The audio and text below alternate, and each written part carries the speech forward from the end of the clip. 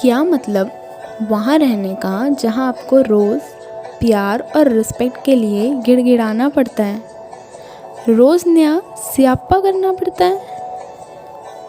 सामने वाले के दिल में यदि मोहब्बत होगी तो उसे करने से कोई रोक ही नहीं सकता, पर बार बार समझाना यह आपका हक ही नहीं बनता। समझाने की दिलचस्पी तभी रखो जब सामने वाला समझना चाहता हो, वरना लेट इट गो कहकर टाल दो। यूँ हमेशा अंडरस्टैंडिंग का टैग देकर रिलेशन को ड्रैग मत करो।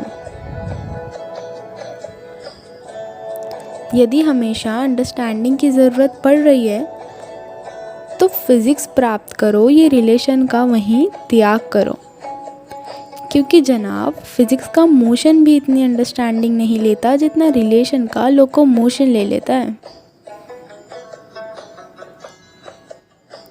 माना एक दूसरे को समझने की बहुत ज़रूरत है, पर बार बार ये अंडरस्टैंडिंग का माउंट एवरेस्ट चढ़ने की क्या सच में ज़रूरत है?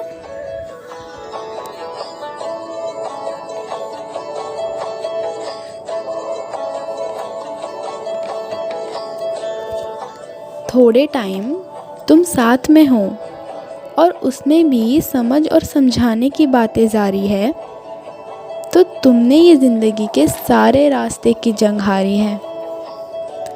यूँ बार बार अंडरस्टैंडिंग अंडरस्टैंडिंग कह के क्यों रिलेशन को धार्मिक स्थल बना रहे हो?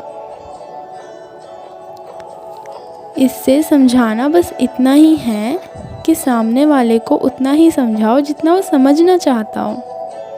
यूँ बार बार वो सारी चीज़ें समझाना जिसका कोई मतलब ही नहीं,